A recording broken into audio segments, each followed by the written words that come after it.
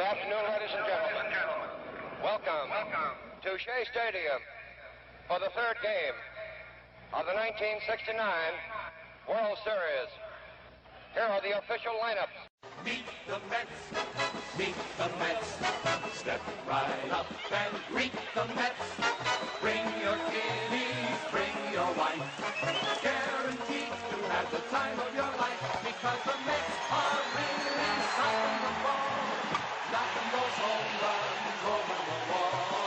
East side, west side, everybody's coming down to meet the M-E-T-S Mets of New York, town of New York, town.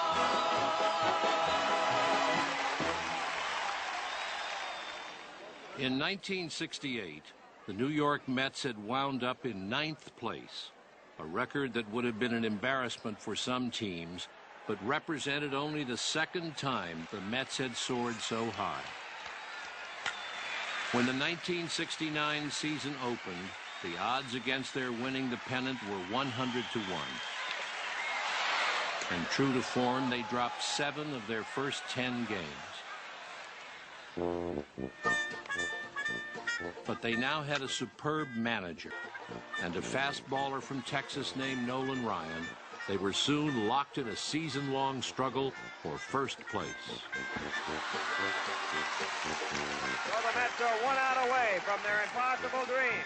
They won 38 of their last 49 games to take the Eastern Division title by 8 games. Garrett has the ball, a throw to first, and the Mets are the national champions.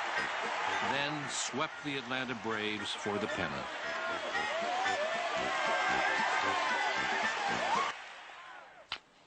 But Earl Weaver's Orioles, the best team in baseball that year, were waiting for them in Baltimore.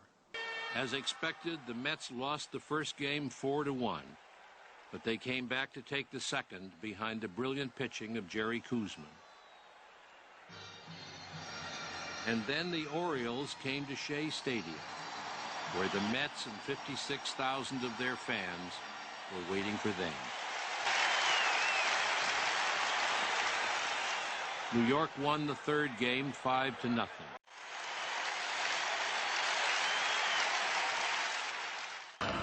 In a year of change and surprise across baseball and America, the Mets were suddenly in position to deliver perhaps the biggest shocker of all. Up 2-1 in the 1969 World Series, with New York in a fit of excitement, Mets 25-game winner Tom Seaver went to the mound in Game 4, aiming to put the series further out of reach. Seaver and the Mets held a 1-0 lead for 8 innings. Then in the top of the 9th, with a runner on third and 1 out, another amazing outfield play curbed an Oriole rally. And there's a drive to right center. Robota comes up with it and target third. Here comes Frank Robinson. The game is tied. Robota making another sensational catch for the Mets. The game went to the 10th tied. And in the bottom of the frame, fate appeared to intervene once more, as J.C. Martin was hit by a Pete Rickard throw, allowing Rod Gaspar to dash home with the winning score. Here comes the winning run. The Mets win the ballgame by a score of 2-1. Improbably, the Mets had a 3-1 series lead and a chance to clinch the World Series at Shea the next afternoon. The Orioles took a 3-0 lead. Bring him on.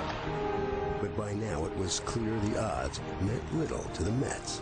Leon skipping to get out of the way, and it's ball 1. In the 6th, the McNally pitch to Cleon Jones appeared to bounce away. But when Mets manager Gil Hodges presented a ball with a shoe polish stain on it to the umpires, Jones was awarded first base. The polish was the beginning of the end for the Orioles, as Clendenon followed with a homer. And after Koosman settled down, Ron Swoboda gave the Mets a lead they would never surrender. Jones is coming home.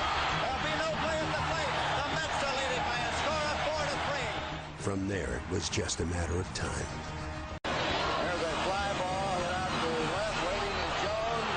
The Mets are the world champions.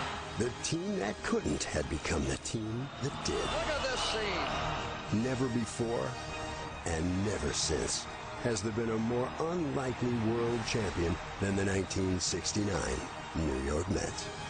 We come to play. This is a club that played this way all year long. We came from behind. We did it today because we never put our heads between our legs, and we always fought, and it's the greatest feeling in the world.